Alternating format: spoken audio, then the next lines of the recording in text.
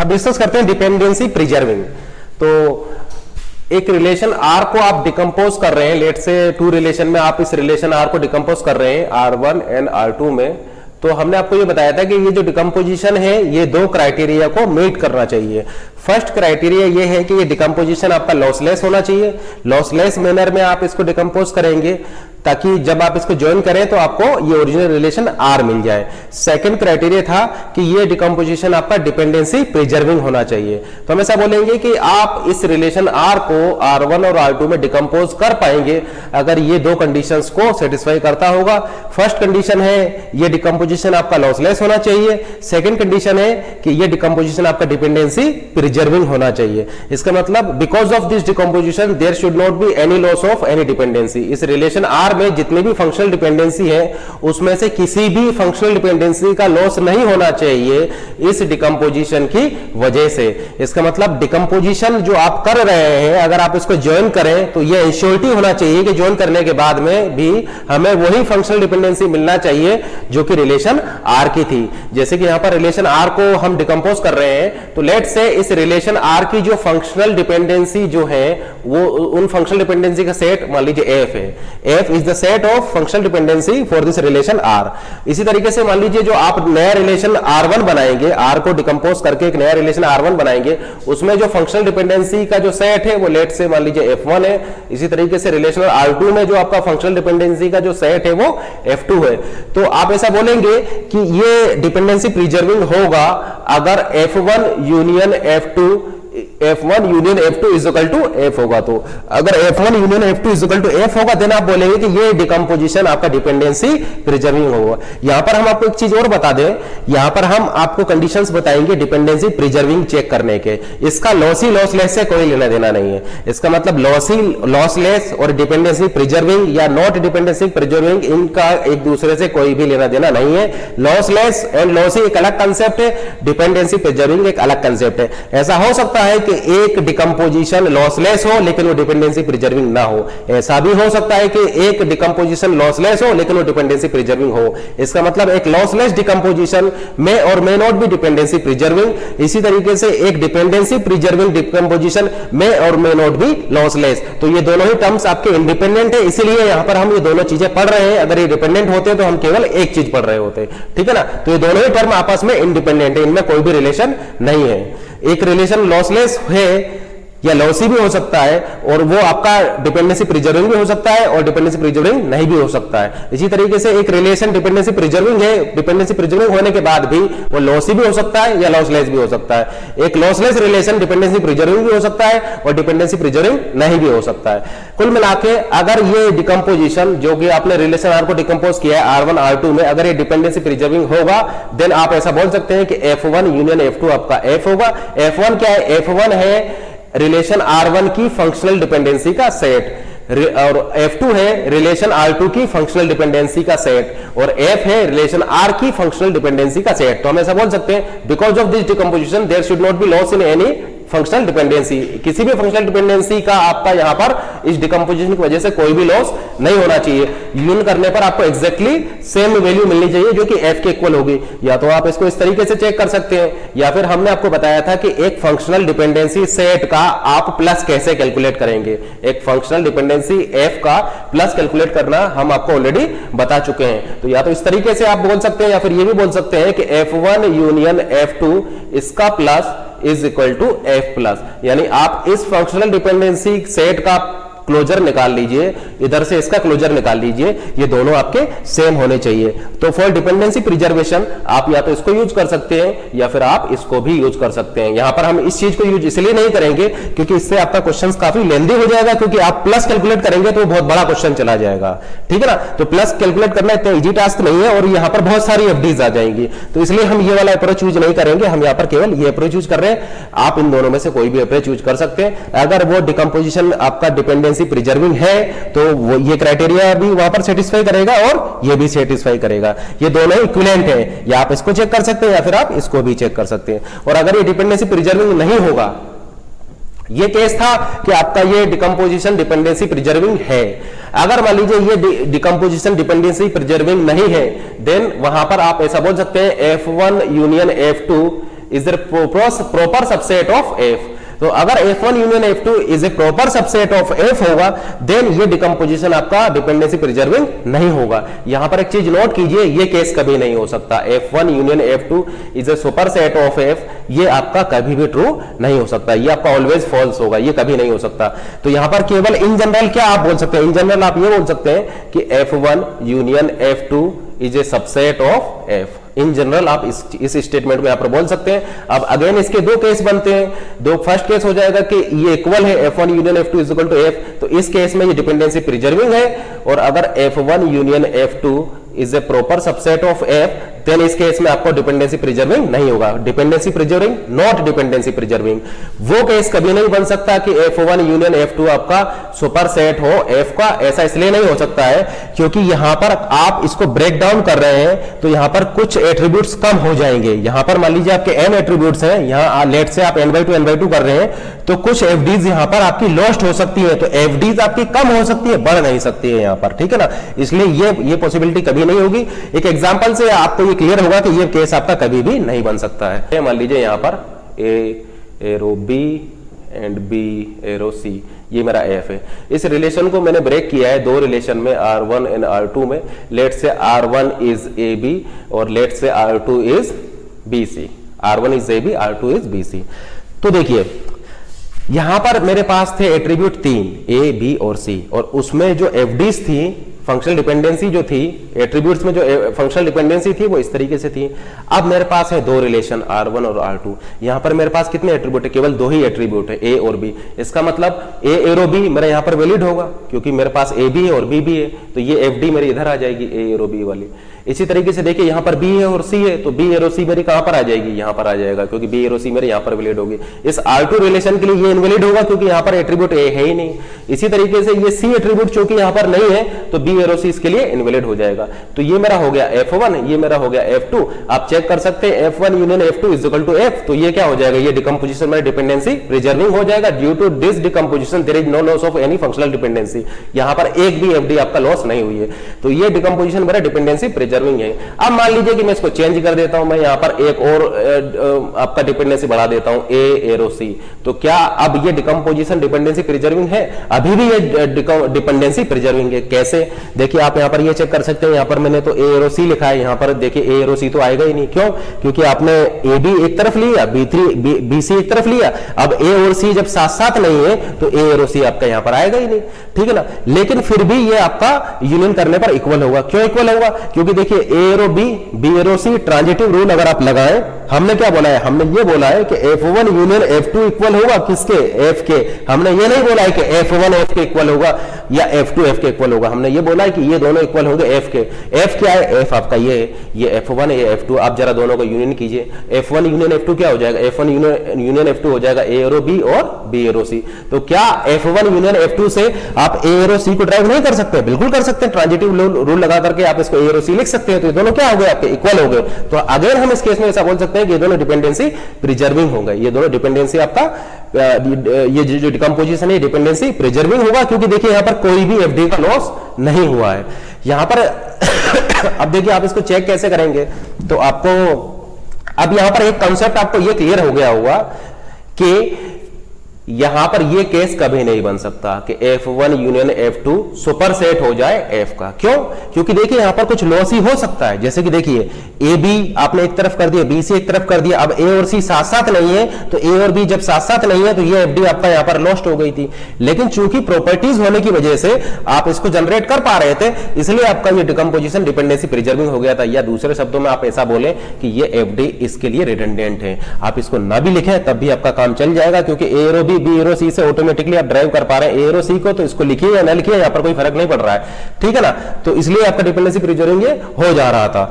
लेकिन ये केस आपका कभी नहीं बन सकता, यानी जब आपने एट्रीब्यूट्स को तोड़ दिया है, उसको पार्ट्स में ब्रेक कर दिया है, देन आपको नई FD कहां से मिल जाएंगी? एग्जिस्टिंग FDs में से कुछ FDs आपका कम हो जाएंगी। कम इसलिए हो जाएंगी क्योंकि अब एट्रीब्यूट्स अलग अलग हो गए। जैसे कि अब A और C साथ साथ में नहीं है, तो A एरो C आपका किसी भी रिलेशन में यहां पर नहीं आएगा आपका। यहां केवल आप FD लिख सकते हैं जिसमें कि A और B रिलेट हो रहे होंगे। यहां आप केवल उन FDs को लिख सकते हैं जिसमें B और C रिलेट हो रहे होंगे। A और C रिलेट होने वाले FDs आप यहां पर किसी भी रिलेशन में लिख ही नहीं सकते। तो FDs आपका लॉस्ट ही होंगी यहां पर, नई कोई एफडी आप ड्राइव यहां पर नहीं कर सकते। इसका मतलब ये रिलेशन आपका कभी भी नहीं हो सकता है, क्योंकि एफडीज लॉस्ट ही होंगी, नई कोई जनरेट यहां पर नहीं होगी। में हम आपको बता चुके हैं कि दो सेट को आप इक्वल कैसे प्रूव करेंगे। For example set A is equal to set B. अगर आपको ये दो सेट को इक्वल करना है तो यहां पर हम प्रूफ करने के लिए पहले हम प्रूफ करेंगे कि A is a subset of B, second हम प्रूफ करेंगे B is a subset of A. और जब ये दोनों चीजें हम प्रूफ कर चुके होंगे देन हम यहां पर इसका कंक्लूजन ये निकालेंगे कि ये दोनों तभी होल्ड कर सकता है जब आपका ए इज इक्वल टू बी हो। ठीक है ना। तो अगर आपको ये प्रूफ करना है कि A is equal to B है देन हम ऐसा प्रूफ करेंगे कि A is a subset of B, B is a subset of A. अगर ये दोनों कंडीशन होल्ड करेंगी, ये दोनों कंडीशंस में क्या लगा हुआ है, एंड लगा हुआ है, अगर ये दोनों कंडीशंस एक साथ होल्ड करेंगी देन हम बोलेंगे ए इज इक्वल टू बी होगा। अब यहां पर हमें किसको इक्वल प्रूफ करना है, यहां पर हमें इक्वल प्रूफ करना है F1 यूनियन F2 को और दूसरा आपका F को। तो इसको इक्वल प्रूफ करने के लिए मुझे दो कंडीशन चेक करना पड़ेगा उसकी तरह। पहला तो मैं ये चेक करूंगा कि F1 union F2 is a subset of F, and second condition में ये यहां पर प्रूफ करूंगा। तो आप इसको इस तरीके से लिख सकते हैं, या फिर मान, ठीक है ना, या तो पहले जो हमने लिखा था वो और ये दोनों इक्विवेलेंट हैं। तो अगर आपको ये दोनों सेट्स को इक्वल प्रूफ करना है देन आपको ये कंडीशन प्रूफ करना पड़ेगा प्लस ये प्रूफ, यानी आपको ये प्रूफ करना पड़ेगा कि F1 union F2 is a subset of F, then आपको ये प्रूफ करना पड़ेगा कि F is a subset of F1 union F2। अगर ये दोनों कंडीशंस एक साथ होल्ड करती होंगी तब इसको कंक्लूड करके आप ऐसा बोल सकते हैं कि वहां पर F1 यूनियन F2 आपका F के इक्वल होगा। या फिर आप प्लस करके भी चेक कर सकते हैं, इन दोनों का एट्रीब्यूट क्लोजर प्लस निकालिए उससे भी चेक कर सकते हैं, लेकिन ये लंबा मेथड है, हम यहाँ पर इसको डिस्कस नहीं कर रहे हैं। आप चाहे तो कर सकते हैं, हम ऑलरेडी आपको बता चुके हैं किस तरीके से आप F प्लस कैलकुलेट करेंगे। तो देखिए हम आपको ये भी बता चुके हैं कि ये तो हमेशा होगा आपका F1 union F2 is a subset of F, ये ऑलवेज ट्रू होगा। डिपेंडेंसी प्रिजर्विंग हो या ना हो, इन जनरल आपका हमेशा ट्रू होगा। अगर ये डिपेंडेंसी प्रिजर्विंग होगा तो यहाँ इक्वल आ जाएगा, अगर ये डिपेंडेंसी प्रिजर्विंग नहीं होगा तो ये सबसेट आ जाएगा। तो यानी हम ऐसा बोल सकते हैं कि अगर set A is equal to B है, set A equal to B है तो आपका ये ट्रू होगा या फॉल्स होगा, ये भी ट्रू होगा। अगर set A is equal to B है तो ये आपका क्या होगा, ट्रू होगा। इसी तरीके से अगर हम आपसे ये बोले कि A is a proper subset of B then आप ये आपका ये भी फिर भी ट्रू हो जाएगा। ठीक है ना। इसका मतलब अगर set A is equal to B है देन आपका ये भी वहां पर ट्रू होगा। या मान लीजिए कि set A is a proper subset of B है देन वहां पर ये वाला रिलेशनशिप भी ट्रू होगा कि A is a subset of B। ऐसा हो सकता है कि ये हो और ये ना हो, ये हो और ये ना हो। ये कब हो सकता है, तब हो सकता है जब ये दोनों इक्वल होंगे तो ऐसा हम लिख सकते हैं, लेकिन उसको ऐसा नहीं लिख सकते हैं। इसका मतलब अगर A is equal to B है तो A is a subset of B valid होगा। A is a proper subset of B है देन आपका A is a subset of B उस केस में भी वैलिड होगा। तो इसका मतलब ये तो आपका ऑलवेज वैलिड है। जब ये ऑलवेज वैलिड है तो इसको मैं क्यों चेक करूंगा, क्योंकि मैंने F से ही तो डिकम्पोज किया है F1 और F2 को, F को ही डिकम्पोज किया है F1 F2 में, then definitely F1 union F2 is a subset of F, ये ऑलवेज ट्रू होगा। इसका मतलब ये प्रूफ करने के लिए मैं केवल इसको चेक करूंगा। अगर ये सेकंड कंडीशन मेरा ट्रू निकल के आ जाती है देन ये होगा, और सेकंड कंडीशन फॉल्स हो जाती है तो ये नहीं होगा। इसका मतलब केवल सेकंड कंडीशन में यहां पर चेक करूंगा, इसको चेक नहीं करूंगा क्योंकि ये तो ऑलवेज ट्रू होगा। ये तो अभी मैं एक्सप्लेन कर चुका हूं कि ऑलवेज ट्रू होगा, केवल मैं इसको चेक करूंगा। अगर सेकंड ट्रू है देन ये होगा, सेकंड फॉल्स है देन ये नहीं होगा। अब इसका क्या मतलब है, इसका मतलब ये है कि F is a subset of F1 union F2। इसका मतलब ये है कि इस F के सभी एलिमेंट्स को आप ड्राइव कर सकते हैं, इस F के सभी एलिमेंट्स F1 यूनियन F2 को बिलोंग करते होंगे। इसका क्या मतलब है, इसका मतलब ये है कि इस सेट F की सभी एलिमेंट्स F1 यूनियन F2 को बिलोंग करते होंगे, तभी तो इसका सबसेट होगा। सबसेट होने का क्या मतलब, सबसेट होने का मतलब ये है कि F के जितने भी एलिमेंट्स होंगे वो सभी एलिमेंट्स यहां पर भी आपके प्रेजेंट होंगे, या इस F के जितने भी एलिमेंट्स होंगे वो सभी एलिमेंट्स आपके इस सेट को बिलोंग करते होंगे, तब आप इसको इस तरीके से लिख सकते हैं। तो बस इस एक कंडीशन को यहां पर चेक कर लीजिए, इन दोनों सेट्स को इक्वल करने के लिए आप इस एक कंडीशन को चेक कर लीजिए। तो देखिए F1 यूनियन F2 क्या है, ये तो आपका F हो गया, F1 यूनियन F2 मेरा हो गया यहां पर A arrow B and B arrow C। अब ये फर्स्ट कंडीशन को तो मैं चेक करूंगा नहीं क्योंकि मैंने इसी से ड्राइव किया, फर्स्ट कंडीशन तो मेरा ऑलवेज ट्रू होगा, तो केवल सेकंड कंडीशन चेक करता हूं। तो देखिए F is a subset of F1 union F2। इसका मतलब इसके सभी एलिमेंट्स इसके भी मेंबर होने चाहिए, इसके सभी एलिमेंट्स इसके भी मेंबर होंगे, तभी तो मैं ऐसा बोलूंगा कि F is a subset of F1 union F2। तो इसका पहला एलिमेंट मैंने उठा लिया, पहला एलिमेंट है A और B। तो क्या A और B मुझे यहां मिल पा रहा है? बिल्कुल मिल पा रहा है, यानी ये वाला एलिमेंट इस सेट का मेंबर है। सेकंड उठाइए B और C, क्या B और C इसका मेंबर है? बिल्कुल मेंबर है, यानी ये भी इसका हो गया। अब थर्ड उठाइए A और C, क्या A और C इसका मेंबर है? बिल्कुल मेंबर है। आपको क्या निकालना है? आपको निकालना है A और C। A और C निकालने के लिए आप A प्लस कैलकुलेट कीजिए, इस सेट के बेसिस पर आप A प्लस निकालिए। A प्लस अगर आप निकालेंगे तो क्या मिल जाएगा? आपको मिल जाएगा A B C। इसका मतलब इस सेट से आप A row E, A arrow B, A arrow C, A arrow B C, A row A C, A arrow B C, A row A C और A row A B C, यानी आप 2 power 3 यानी 8 FDs को drive कर सकते हैं। इसकी help से आप टोटल 8 FD को ड्राइव कर सकते हैं। तो A रो C डेफिनेटली आपको यहां पर मिल जाएगा। इस F यूनियन F2 सेट में इन दो FD की हेल्प से आपको डेफिनेटली A रो C मिल जाएगा। आप चाहे तो ट्रांजिटिव रूल भी लगा सकते हैं, A arrow B, B arrow C, then A arrow C मिल जाएगा। इसका मतलब वो A और C इसको बिलोंग करता है। तो देखिए ये मैंने सेकंड कंडीशन में रिमीट कर दी, देन डेफिनेटली मैं ऐसा बोल दूंगा कि F1 union F2 is equal to F, then ये डिकम्पोजिशन मेरा क्या हो जाएगा? डिपेंडेंसी प्रिजर्विंग हो जाएगा। तो केवल ये चेक करके मैं बताऊंगा कि डिपेंडेंसी प्रिजर्विंग होगा या नहीं होगा। इसका मतलब मैं क्या करूंगा क्वेश्चन सॉल्व करने में? मैं इस सेट F की FDs को एक एक करके उठाता जाऊंगा और ये चेक करूंगा कि क्या मैं उन FDs को F1 यूनियन F2 की हेल्प से ड्राइव कर पा रहा हूं या नहीं कर पा रहा हूं। तो अगर इस सेट F की सभी FDs को, इस F की सभी FDs को मैं F1 यूनियन F2 के हेल्प से अगर ड्राइव कर पा रहा होगा, देन मैं ऐसा क्लेम कर सकता हूं कि ये रहा होगा F is a subset of F1 union F2। Then first condition मेरी ऑलवेज ट्रू होती है। इन दोनों को मिक्स करके मैं ऐसा बोल सकता हूं कि ये प्लस हो जाएगा, प्लस हो जाएगा तो डिपेंडेंसी प्रिजर्विंग हो जाएगा। और अगर मुझे यहां पर कोई एक ऐसी FD मिल जाती है जिसको कि मैं F1 यूनियन F2 के हेल्प से ड्राइव नहीं कर पा रहा हूं, देन उस केस में ये डिकम्पोजिशन मेरा डिपेंडेंसी प्रिजर्विंग नहीं होगा, क्योंकि सेकंड कंडीशन मेरी वहां पर फेल कर जाएगी। तो इस तरीके से मैं चेक करता हूं। अब यहां पर मैं कैसे चेक करूंगा? मैं एट्रीब्यूट क्लोजर निकाल करके चेक करूंगा, क्योंकि एक तो हमने आपको बताया था कि आप प्लस निकाल कर चेक कीजिए। अब प्लस निकालेंगे तो आपका बहुत ज्यादा टाइम वेस्ट होगा। तो बेटर यह है कि आप वहां पर एट्रीब्यूट क्लोजर निकाल करके उसको उस तरीके से चेक कर सकते हैं। प्लस निकालने की जरूरत आपको नहीं है, क्योंकि आपका वो इक्विवेलेंट हो गए तो आप उसको ड्राइव कर सकते हैं। ठीक है ना? जैसे कि आप इसका भी प्लस निकालिए, इसका भी प्लस निकालिए, दोनों का प्लस सेम आएगा। ठीक है ना? तो क्यों प्लस निकाल रहे हैं आप? इस तरीके से चेक कर लीजिए, क्योंकि उस तरीके से करने में आपका टाइम ज्यादा लगेगा। अब यहां पर इस क्वेश्चन में मान लीजिए मैं चेंज कर देता हूं, चेंज ये कर देता हूं कि लेट से इस रिलेशन में अब आपके 4 एट्रीब्यूट हैं A B C D। ठीक है ना? और मान लीजिए कि यहां पर मैं एक FD और ऐड कर देता हूं। FD है मेरा लेट से A एरो D, एक नई FD और ऐड कर दिया A एरो D। ठीक है ना? और मैंने इस रिलेशन को डिकम्पोज किया है लेट से AB में एंड BCD में। इस रिलेशन को डिकम्पोज किया है R को AB में और BCD में। अब देखिए A और B ये यहां पर आ जाएगा, क्योंकि इसके लिए क्या होगा? ये वैलिड होगा। अब देखिए B और C यहां पर आ जाएगा। ठीक है ना? अब A और C तो मैं यहां पर यूज ही नहीं कर सकता, क्योंकि A और C आपके साथ साथ नहीं है। A और D भी साथ साथ नहीं है, तो मैं A और D को भी यहां पर यूज नहीं कर सकता। ठीक है ना? क्योंकि A और D आपके साथ साथ नहीं है, तो डेफिनेटली मैं ऐसा बोल सकता हूं कि A और D को मैं साथ साथ यहां पर नहीं रख सकता हूं। ठीक है ना? तो डिकम्पोजिशन करने के बाद मुझे केवल ये 2 FD मिल जाएंगी। ये मेरा F1 सेट में FD हो जाएगी, ये मेरा F2 सेट में FD हो जाएगी। इसका मतलब एक FD मेरी ये आपका लॉस हो गई, दूसरी FD मेरी ये लॉस हो गई ड्यू टू दिस डिकम्पोजिशन। ठीक है ना? इसका मतलब अब आप F1 यूनियन F2 निकालिए यहां पर। तो आप ऐसा बोल सकते हैं F1 यूनियन F2 मेरा हो जाएगा यहां पर A arrow B, B arrow C।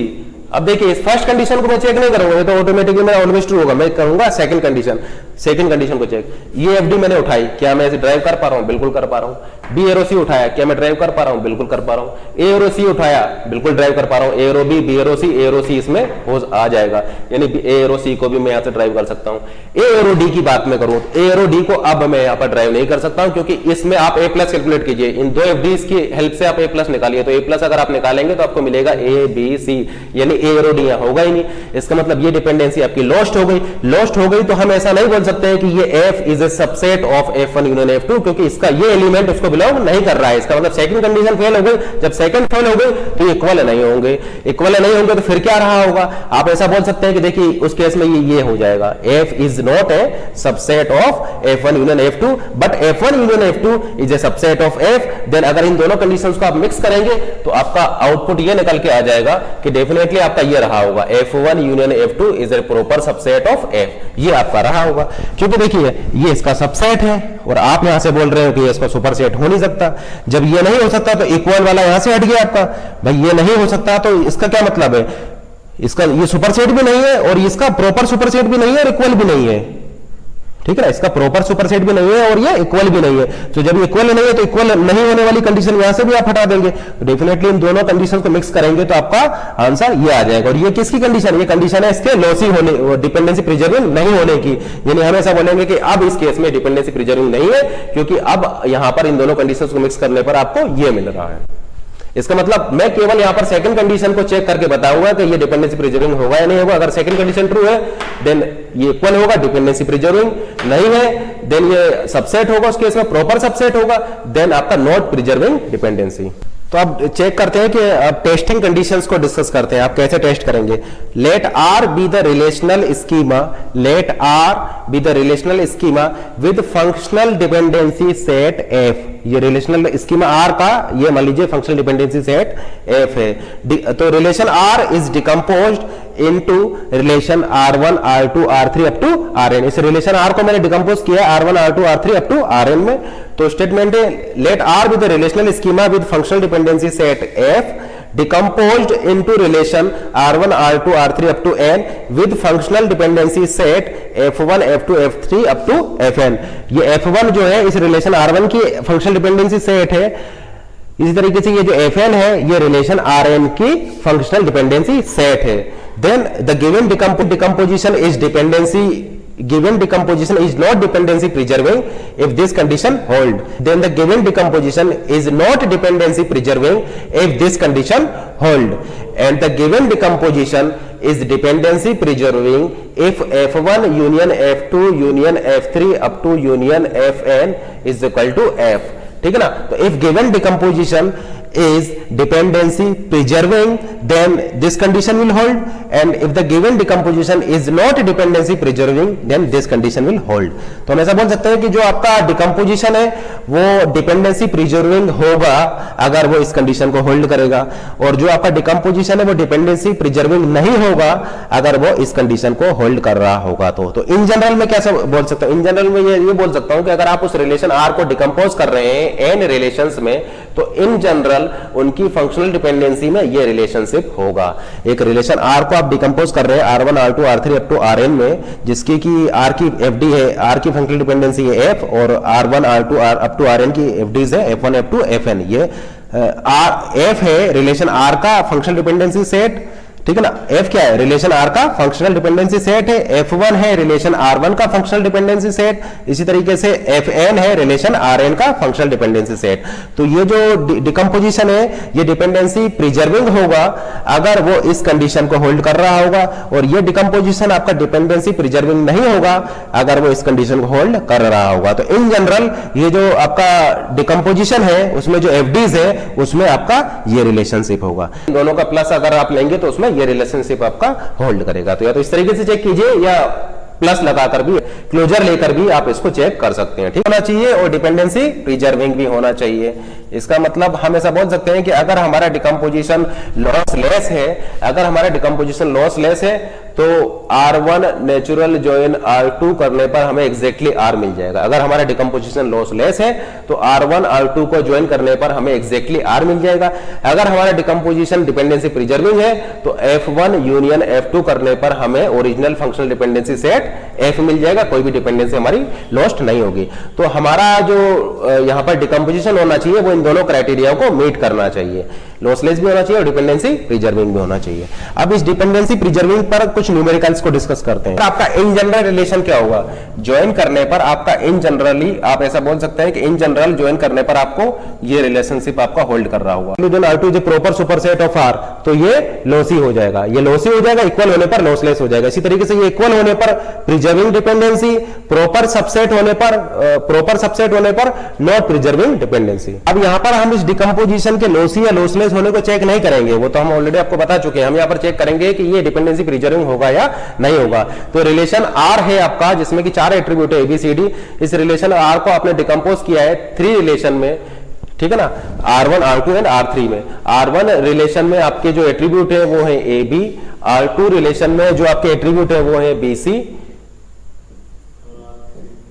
और R3 रिलेशन में जो आपके एट्रीब्यूट है R2 रिलेशन में एट्रीब्यूट है BC, और R3 रिलेशन में आपके एट्रीब्यूट है CD, ठीक है ना। तो इस रिलेशन R को आपने डिकम्पोज किया है 3 रिलेशन में, R1, R2 एंड R3 में। हम चेक करते हैं कि ये डिकम्पोजिशन आपका डिपेंडेंसी प्रिजर्विंग होगा या नहीं होगा।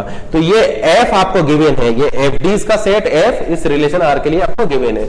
अब देखिए हम यहां पर उन सारी FDs को यहां पर लिख देंगे जो इस रिलेशन R के लिए वैलिड होंगी। जैसे कि इस F से आप कुछ FDs को और ड्राइव कर सकते हैं, जैसे A एरो B है, B एरो C है, तो A एरो C को आप यहां पर ड्राइव कर सकते हैं। A एरो B है, B एरो C है, C एरो D है, तो आप A एरो D को भी आप ड्राइव कर सकते हैं। तो आप क्या कीजिए, इस FDs की हेल्प से, इन 3 FDs की हेल्प से जितनी भी FDs को आप ड्राइव कर सकते हैं सारी ड्राइव कर लीजिए, और उनमें से वो FDs लिख दीजिए जो कि रिलेशन R1 के लिए वैलिड होगी। इसका मतलब वो सारी FDs जो रिलेशन R1 के लिए वैलिड होंगी वो यहां आ जाएंगी, वो सारी FDs जो रिलेशन R2 के लिए वैलिड होंगी वो यहां आ जाएंगी, वो सारी FDs, उन सारी FDs में से वो FDs जो रिलेशन R3 के लिए वैलिड होंगी वो आपका यहां पर आ जाएगी। अब ये आप कैसे निकालेंगे, वो आप निकाल पाएंगे इस फंक्शनल डिपेंडेंसी सेट F का क्लोजर लेने पर। यानी आप F प्लस कैलकुलेट कीजिए, तो F प्लस में आपको इस F से ड्राइव होने वाली सभी FDs मिल जाएंगी। तो इस फंक्शनल डिपेंडेंसी सेट F का आप F प्लस कैलकुलेट कीजिए, तो आपको वो सारी FDs मिल जाएंगी जिसको कि आप यहाँ पर ड्राइव कर सकते हैं। उन FDs में से आप केवल उन FDs को यहाँ पर ले लीजिए जो इस रिलेशन R के लिए वैलिड होंगी। अब रिलेशन R के लिए वही FDs वैलिड होंगी जिसमें एट्रीब्यूट A आ रहा होगा और B आ रहा होगा।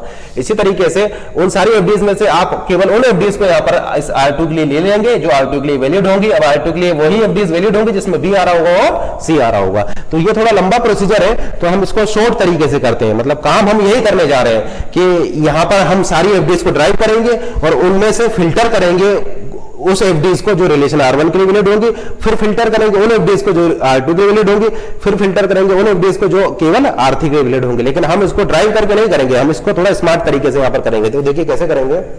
ए भी हमने लिया है। पहली बात तो यहाँ पर ट्रिवियल FDs लिखने का कोई मतलब नहीं है, ट्रिवियल तो ऑलवेज ट्रू होती है। हम यहाँ पर बात करेंगे केवल नॉन ट्रिवियल FDs की, जैसे कि A arrow A, B arrow B लिखने की यहाँ पर कोई जरूरत नहीं, वो तो ट्रिवियल हो जाएगा, ठीक है ना। हम केवल नॉन ट्रिवियल FDs को यहाँ पर लिख रहे हैं, क्योंकि ट्रिवियल तो आपको पता ही है, आप ड्राइव कर ही सकते हैं। तो नॉन ट्रिवियल FDs की बात करें। अब देखिए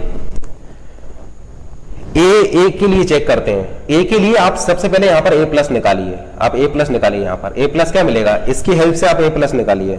इसकी हेल्प से अगर आप A प्लस निकालेंगे तो आपको मिल जाएगा A B C D। इसका मतलब A एरो B यहां पर मिलेगा। अगर आपने इसकी हेल्प से A प्लस निकालेंगे तो आपको क्या मिल जाएगा, A B C D। इसका मतलब आप ऐसा बोल सकते हैं कि यहां पर A एरो समथिंग वाली टोटल 16 FDs मिलेंगी। भाई यहाँ पर 4 है तो 2 पावर 4 यानी कितना हो जाएगा 16। Arrow A, arrow B, arrow C, arrow D, arrow AB, arrow BC, arrow CD, arrow AD। इसी तरीके से फिर 3 combination arrow ABC, arrow BCD, फिर 4 कॉम्बिनेशन एरो ABCD। तो टोटल इस तरीके से कितने FDs मिलेंगे, 16। उसमें से आप यहाँ पर वो ले लीजिए जो इसके लिए वैलिड है। तो साफ साफ हमें दिखाई दे रहा है कि उन 16 FDs में से केवल एक ही FD होगी जिसको कि आप यहाँ पर यूज कर सकते हैं, और वो FD हो जाएगा A एरो B। तो 15 आपकी बेकार होगी, तो आप 16 को लिख क्यों रहे हैं, यहीं पर एनालिसिस करके डायरेक्टली ऐसा बोल दीजिए कि केवल एक FD हमारी यहाँ पर काम की है। तो ट्रिवियल हम यहाँ पर नहीं लिख रहे हैं, जैसे एरो A यहाँ पर भी आ जाएगा, लेकिन वो ट्रिवियल है, उसको लिखने की क्या जरूरत है, केवल नॉन ट्रिवियल की बात हम यहाँ पर कर रहे हैं। तो A प्लस हमने निकाला इसकी हेल्प से, ठीक है ना। और फिर उसमें हमने ये पाया कि A एरो B वाला FD इस रिलेशन R के लिए वैलिड है, तो हमने उसको सेलेक्ट कर लिया। अब एक और बचा हुआ है आपका B, तो आप B प्लस कैलकुलेट कीजिए। B प्लस अगर आप इसकी हेल्प से कैलकुलेट करेंगे तो क्या मिलेगा, B C D। B C D, यानी बी एरो समथिंग वाली टोटल 8 एफडीज होगी। केवल वो सेलेक्ट कीजिए जो यहां पर आपके काम की है। यहां पर आपकी एक भी नॉन ट्रिवियल एफडी काम की नहीं होगी, क्योंकि बी प्लस आपका क्या है, बी प्लस है आपका बी सी डी, यानी एफडीज यहां पर क्या क्या होंगी, इसके एफ प्लस में क्या क्या एफडी होगी, बी एरो बी होगा, बी एरो सी होगा, बी एरो डी होगा, बी एरो बी सी होगा, बी एरो सी डी होगा, बी एरो बी डी होगा, B arrow B C D होगा। ठीक है ना, तो उसमें से एट्रीब्यूट तो ए आपका आ ही नहीं रहा है ना, तो इसलिए हम ऐसा बोल सकते हैं कि आपका एक भी एफडी यहां पर वैलिड नहीं होगी। यानी क्या बी एरो ए यहां पर आ रहा है, इसमें बी एरो ए आएगा, नहीं आएगा, यानी आपका एक भी काम की एफडी नहीं है। हाँ, आप ये सोच रहे हो कि बी एरो बी तो आपका काम का है, लेकिन बी एरो बी तो ट्रिवियल हो जाएगा ना। तो बी एरो बी तो आप यहां से क्या, हम यहां से भी बोल सकते हैं कि ए बी अगर एक रिलेशन है तो इसमें ए एरो ए होगा, बी एरो बी होगा, A B arrow A B होगा, वो तो ट्रिवियल हो जाएंगे, तो उनको लिखने की कोई जरूरत ही नहीं है। नॉन ट्रिवियल, इसमें जो नॉन ट्रिवियल होगा वो आपके एक भी काम की नहीं है। तो हम ऐसा बोल सकते हैं इस बी प्लस से आपका कोई भी काम नहीं चलने वाला, क्योंकि यहां से आपको एक भी ऐसी एफडी नहीं मिलेगी जो रिलेशन आर के लिए एप्लीकेबल होगी। इसका मतलब इसके प्लस में केवल एक ही एफडी ऐसी होगी, ए एरो बी, जो कि आपके यहां पर काम की होगी। अब हम यहां पर ए बी प्लस कैलकुलेट नहीं करेंगे, क्यों, क्योंकि इसमें दो ही एट्रीब्यूट है। तो अगर आप ए बी प्लस कैलकुलेट करेंगे तो फिर वो ट्रिवियल हो जाएगा। जैसे कि ए बी प्लस करने पर आपका रिजल्ट आने वाला है A B arrow A B, यहां पर वैलिड क्या होगा, A B arrow A B, वो क्या है आपका ट्रिवियल है। हमें नॉन ट्रिवियल लेना है, इसका मतलब अगर आपने सारे एट्रीब्यूट ले लिए तो फिर तो वो ट्रिवियल बन जाएगा ना। तो फिर ये दो ही एट्रीब्यूट है, तो दोनों को लेकर के हम यहां पर चेक नहीं करेंगे। देखिए आप चाहे तो इसको चेक करिए, लेकिन हम यहां पर आपकी कैलकुलेशंस को मिनिमाइज कर रहे हैं, यानी कम टाइम में आप कैसे सॉल्व करेंगे। तो उसका एक तरीका तो यह है कि आप ट्रिवियल को छोड़ दीजिए, केवल नॉन ट्रिवियल देखिए। दूसरा यह है कि सभी एट्रीब्यूट का प्लस कैलकुलेट मत कीजिए। जैसे दो एट्रीब्यूट ए और बी, तो ए बी प्लस आप यहां पर नहीं निकालिए, क्योंकि उस केस में ट्रिवियल मिलने वाला है आपको। ए बी प्लस आप निकालेंगे तो क्या मिलेगा, ए बी प्लस आपको मिलेगा ए बी सी डी। अब इसके रिलेट क्या होगा, केवल एक A B arrow A B, वो क्या हो जाएगा ट्रिवियल। इसका मतलब ए बी प्लस कैलकुलेट करने की जरूरत ही नहीं है। तो केवल एक एफ डी आपको मिलेगा ए एरो बी, जो कि इसके लिए काम की होगी। उसी तरीके से यहां पर चेक कीजिए, हमने कैलकुलेट किया बी प्लस मुझे मिल जाएगा बी सी डी, केवल एक एफ डी मेरे काम की होगी, वो काम की एफ डी हो जाएगा बी एरो सी। उसी तरीके से मैं यहां पर कैलकुलेट करूंगा सी प्लस हो जाएगा मेरा सी डी, कोई भी एफडी मुझे काम की नहीं मिलेगी इस केस में।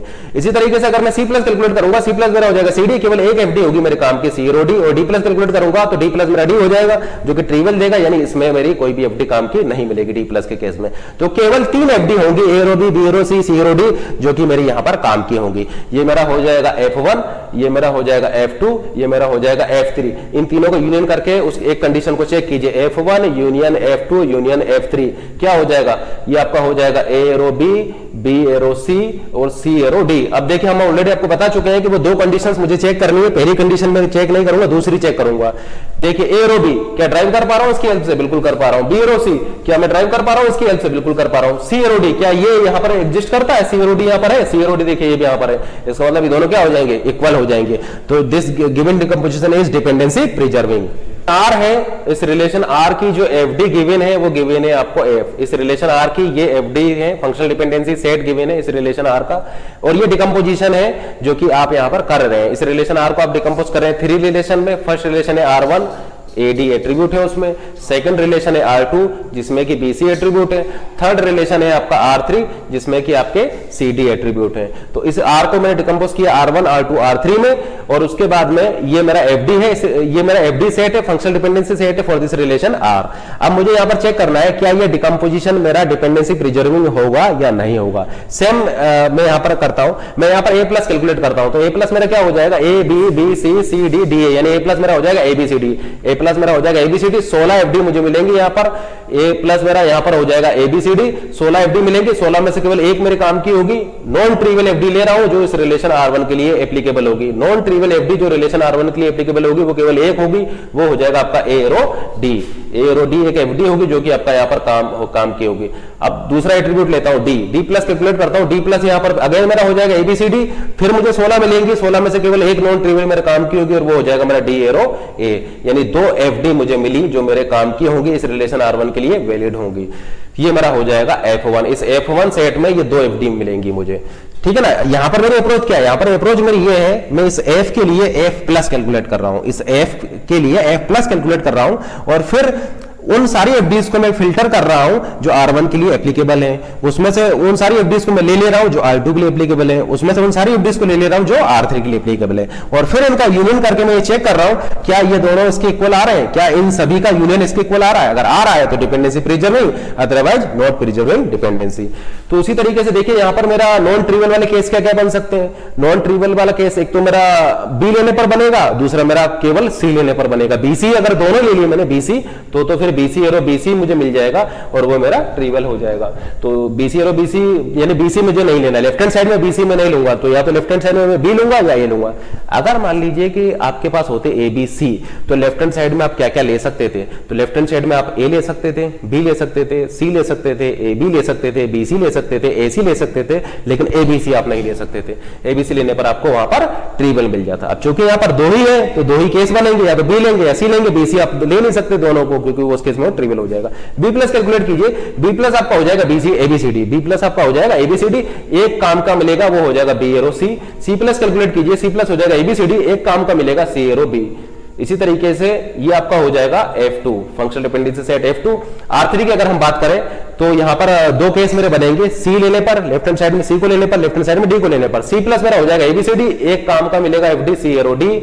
अब मैं डी के लिए चेक करता हूं, डी प्लस मिलेगा एबीसीडी, तो एक काम का मुझे मिलेगा डी एरो सी, ये मेरा हो जाएगा F3, ये मेरा हो जाएगा F3। अब देखिए वो फर्स्ट कंडीशन में यहां पर चेक नहीं करूंगा, क्यों? क्योंकि ये तो मुझे पता ही है कि F1 union F2 union F3 is a subset of F, वो तो ऑलवेज ट्रू होगा आपका। F1 union F2 union F3 is a subset of. मैं सेकंड कंडीशन यहां पर चेक करता हूं, तो सबसे पहले तो मैं ये चेक करता हूं कि F1 union F2 union F3 मेरा क्या होगा। तो जरा इनको मिक्स करके देखिए, F1 union F2 union F3 मेरा हो जाएगा ए एरो डी, या लिखने की जरूरत नहीं है, F1 union F2 union F3 मेरा ये हो जाएगा। इन सभी को मैंने क्लब कर दिया तो टोटल 6 एफडीज होंगी F1 union F2 union F2 union F3 में। अब मैं वो सेकंड कंडीशन चेक करता हूं। सेकंड कंडीशन थी F is a subset of F1 union F2 union F3। इस सेकंड कंडीशन को मैं चेक करता हूं, इसको उठा लेता हूं, क्या ये मैं ड्राइव कर पा रहा हूं? ए रो बी ड्राइव कर पा रहा हूं या नहीं कर पा रहा हूं? इसकी हेल्प से, ये जो एफडीज आप देख रहे हैं क्या इनकी हेल्प से मुझे ए रो बी मिल पा रहा है? तो इसको कैलकुलेट करने के लिए मैं ए प्लस कैलकुलेट करता हूं। ए प्लस क्या है? ए प्लस देखिए, ए प्लस मेरा यहां पर क्या हो जाएगा? ए प्लस मेरा हो जाएगा ए से डी। तो देखिए ए प्लस कैलकुलेट करने के लिए मैं इसकी हेल्प से F1 union F2 union F3, इसकी हेल्प से मैं ए प्लस कैलकुलेट करता हूं, क्योंकि मुझे ये प्रूफ करना है कि ये एफडी इसको बिलोंग करती है या नहीं करती है। क्योंकि यहां पर मैं ये चेक करने जा रहा हूं, इसका मतलब F का हर एलिमेंट इसको बिलोंग करता होगा, F का हर एलिमेंट इसका मेंबर होना चाहिए, तब आप ऐसा बोलेंगे कि ये रिलेशनशिप आपका होल्ड करेगा। ये रिलेशन अगर आपका होल्ड कर रहा है तो F के जितने भी एलिमेंट्स होंगे वो सभी एलिमेंट्स आपके इसके भी एलिमेंट होंगे, ये इसको भी बिलोंग करते होंगे। तो यहां से मैंने पहला उठा लिया ए रो बी, चेक कीजिए क्या ए रो बी यहां पर इसको बिलोंग करता होगा या नहीं करता होगा। इसके लिए मुझे ए प्लस कैलकुलेट करना पड़ेगा। तो ए प्लस मैंने कैलकुलेट किया, ए प्लस मेरा हो जाएगा ए, और ए से मुझे मिल जाएगा डी, डी से मुझे मिल जाएगा सी, और सी से मुझे मिल जाएगा बी, यानी मुझे मिल गया ए बी सी डी, यानी ए रो बी मुझे यहां पर मिल जाएगा। कैसे मिलेगा? मिलेगा ऐसे, ए से डी पर जाइए, डी से सी पर जाइए, सी से बी पर जाइए, तो मुझे मिल गया ए रो बी, ए से डी, डी से सी, सी से बी, ए रो बी मिल जाएगा। ट्रांजिटिव रूल लगा दीजिए, ए रो डी, डी ए रो सी मिल गया, ए रो सी रो बी, ए रो बी मिल गया, यानी बिल्कुल मिल गया, ये मुझे मिल गया। चेक कीजिए बी ए रो सी कैलकुलेट करने के लिए बी प्लस कैलकुलेट कीजिए, बी तो बी ए रो सी मुझे डायरेक्टली यहां पर दिखाई दे रहा है, बी ए रो सी मिल गया। सी ए रो डी कैलकुलेट कीजिए, सी ए रो डी भी डायरेक्टली मिल गया। डी ए रो चेक कीजिए, डी ए रो बी मुझे डायरेक्टली मिल गया, यानी मेरे ये रिलेशनशिप होल्ड करेगी, और वो फर्स्ट रिलेशनशिप तो ऑलवेज होल्ड करेगी, यानी सेकंड कंडीशन मेरी मीट कर गई। मैं ऐसा बोल सकता हूं कि ये डिपेंडेंसी प्रिजर्विंग होगा, क्योंकि F1 union F2 union F3 is equal to exactly equal to F। तो यहां पर आपका एक भी डिपेंडेंसी का लॉस नहीं हुआ है। अब अगर आप ये सोच रहे हो कि इसमें आपकी कितने एफडीज है, 1 2 3 एंड 4, यहां पर तो केवल 4 एफडीज है, यहां पर 6 एफडीज है, इक्वल कैसे हो गए? तो अगर आपको डाउट हो तो आप F1 union F2 union F3 इसका प्लस कैलकुलेट कीजिए, इसका भी प्लस कैलकुलेट कीजिए, इसका भी प्लस कैलकुलेट कीजिए, एग्जैक्टली सेम सेट मिलेगा आपको। आप जब इसका प्लस कैलकुलेट करेंगे और इसका भी प्लस कैलकुलेट करेंगे तो एग्जैक्टली सेम मिलने वाला है। या आपका कंफ्यूजन दूर करने के लिए देखिए, ये रिलेशनशिप तो हम ऑलरेडी प्रूफ कर ही चुके हैं, अभी आपके सामने हमने ये प्रूफ किया है कि F is a subset of F1 union F2 union F3। ये चीज तो मैंने अभी आपके सामने प्रूफ की है, एक एक एलिमेंट उड़ा। अब मैं रिवर्स प्रूफ करता हूं, F1 union F2 union F3 is a subset of F। क्योंकि आपको हो सकता है यहां पर ये डाउट हो जाए कि वहां पर आपकी एफडीज 1 2 3 4 है और यहां पर 6 है, तो ये कैसे हो जाएगा? तो जरा इसको चेक करते हैं। ए रो डी, क्या ए रो डी मुझे यहाँ पर मिल पा रहा है? बिल्कुल मिल रहा है। ए से बी, बी से सी, सी से डी, डी से ए से बी से सी, सी से डी, ए रो डी मिल गया, ए रो डी मुझे मिल गया। डी ए रो ए, तो देखिए डी क्या है, डी ए रो ए मुझे मिल जाएगा। बी ए रो सी, बी ए रो सी मिल गया। सी ए रो बी, सी से डी से ए और ए से बी, यानी डी सी ए रो बी, तो सी ए रो बी, सी से डी से ए से बी, यानी सी ए रो बी मिल गया मुझे। ठीक है ना। अब चेक कीजिए सी ए रो डी, सी ए रो डी ये रहा। डी ए रो सी, तो डी से ए से बी से सी, यानी डी ए रो सी भी मिल गया, यानी सारे आपको मिल जाएंगे, यानी ये भी होल्ड करेगा, दोनों होल्ड कर गया। इसका मतलब क्या हो जाएगा?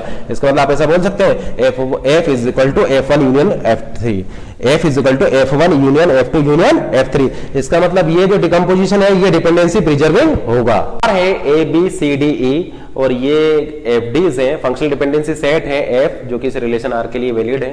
हमने इस रिलेशन आर को डिकम्पोज किया है 3 रिलेशन में। रिलेशन R1 है आपका ABC, रिलेशन R2 है आपका CD और रिलेशन R3 है आपका DE। तो इस रिलेशन आर को मैंने डिकम्पोज किया R1 R2 R3 में। चेक करते हैं कि क्या यहाँ पर आपका डिपेंडेंसी प्रिजर्विंग ये डिकम्पोजिशन होगा या नहीं होगा। तो सबसे पहली बात तो ये है कि यहाँ पर मैं ए प्लस कैलकुलेट करता हूँ। ए प्लस मेरा क्या हो जाएगा? देखिए यहाँ पर ABC है, यानी लेफ्ट हैंड साइड में क्या क्या आ सकता है। लेफ्ट हैंड साइड में ए आ सकता है, बी आ सकता है, सी आ सकता है, AB आ सकता है, AC आ सकता है, BC आ सकता है, ABC नहीं आ सकता। ठीक है ना। तो A B C AB BC AC ये आ सकते हैं। तो इन पॉसिबिलिटीज को यहाँ पर कवर करते हैं, क्योंकि इससे मुझे नॉन ट्रिवियल एफडीज मिल सकती है इस रिलेशन R1 के लिए। तो क्योंकि मुझे नॉन ट्रिवियल लिखना है, इसलिए मैं यहां पर उन पॉसिबिलिटीज को चेक कर रहा हूं। तो सबसे पहले मैं फर्स्ट पॉसिबिलिटी देखता हूं ए प्लस। ए प्लस यहां से कैलकुलेट कीजिए। ए प्लस मेरा क्या मिलेगा? सीधे सीधे ए मिलेगा, ये नहीं कुछ नहीं मिलना मुझे यहां पर। बी प्लस कैलकुलेट कीजिए, बी प्लस मुझे सीधे सीधे यहां पर बी मिलना है, यानी फिर कुछ नहीं मिल रहा है यहां पर। सी प्लस कैलकुलेट कीजिए, सी प्लस मेरा क्या हो जाएगा? सी प्लस मेरा हो जाएगा C D E C D. C plus मुझे मिल जाएगा यहां पर सी डी एंड ई, लेकिन मेरे तो डी और ई तो यहां पर है ही नहीं, यानी मुझे किसी काम का ही नहीं है, यानी सी प्लस से भी मुझे यहां पर कुछ भी नहीं मिलने वाला। ठीक है ना। अब चेक करता हूं, यानी ए लेने पर, बी लेने पर और सी लेने पर तो मेरा यहां पर कोई एफडीज काम की नहीं मिली। अब मैं दो के चेक करता हूं। मैं कैलकुलेट करता हूं A B plus. A B plus मुझे मिलेगा A B C D E, A B plus मुझे हो जाएगा ए बी सी डी ई। अब देखिए ए बी प्लस में आ गया ए बी सी डी, तो एक नॉन ट्रिवियल एफडी मुझे काम की मिल गई और वो हो जाएगा ए बी एरो सी, यानी ए बी एरो सी एक काम की एफडी मुझे मिल गई, क्योंकि ए बी प्लस है मेरा ए बी सी डी ई, तो उसमें एक काम की मुझे एफडी मिल जाएगा। ये नॉन ट्रिवियल है, इसको मैं ले लूंगा। अब मैं चेक करता हूं बीसी के लिए। अगर मैं बीसी प्लस कैलकुलेट करूंगा तो बीसी प्लस मेरा हो जाएगा यहां पर बीसीडी, बीसी प्लस हो जाएगा बीसीडी। मेरे यहां पर अगेन मेरे कोई काम के नहीं मिलेगा, क्योंकि मेरा ई तो यहां पर है ही नहीं और ना है मेरा डी, और ए मेरा मिसिंग था, ए यहां पर आ भी नहीं रहा है। बीसी प्लस में आपका ए नहीं आएगा, बीसी प्लस में आएगा आपका बी सी डी और ई। ए मिसिंग होगा तो ए ही मुझे चाहिए था, तो ए मुझे मिल नहीं रहा है, इसका मतलब मेरे कोई भी काम की एफडी यहां पर नहीं मिलेगी बीसी लेने पर। अब एक लास्ट पॉसिबिलिटी और बची, उसको और चेक कर लेता हूं, एसी प्लस को। तो एसी प्लस अगर मैं कैलकुलेट करूंगा तो एसी प्लस मेरा हो जाएगा A C D E, AC plus हो जाएगा मेरा ए सी डी ई। जन उसमें भी मुझे आपका कोई भी काम की एफडीज नहीं मिलेगी फॉर दिस रिलेशन R1, तो मैं ऐसा बोल सकता हूं केवल एक एफडी मेरे काम की होगी और वो हो जाएगा ए बी एरो सी, और ये मेरा मान लीजिए लेट से F1 हो जाता है। अब रिलेशन R2 की अगर मैं बात करूं तो यहां पर फिर C के लिए मैं चेक करता हूं, तो C प्लस मेरा हो जाएगा CD, C प्लस हो जाएगा CD, तो एक मुझे काम का मिल गया यहां पर C एरो D। उसी तरीके से अब मैं D प्लस के लिए कैलकुलेट करता हूं, तो D प्लस मेरा हो जाएगा D, यानी D प्लस करने पर मुझे यहां पर कोई भी काम का एफडीज नहीं मिलने वाली है, तो ये मेरा सेकंड F2 हो जाएगा, फंक्शनल डिपेंडेंसी सेट F2 हो जाएगा, और वो हो जाएगा C एरो D, जिसमें केवल एक ही एफडी होगी। अब यहां पर मैं D प्लस कैलकुलेट करता हूं, D प्लस मेरा हो जाएगा D, यानी अगेन मुझे फिर एक काम की एफडी मिल गई D एरो E। अब मैं यहां पर E प्लस कैलकुलेट करता हूं, E प्लस मेरा हो जाएगा E, तो अगेन मेरे यहां पर कोई भी एफडी मेरे काम की नहीं मिलने वाली, तो ये मेरा F3 हो जाएगा।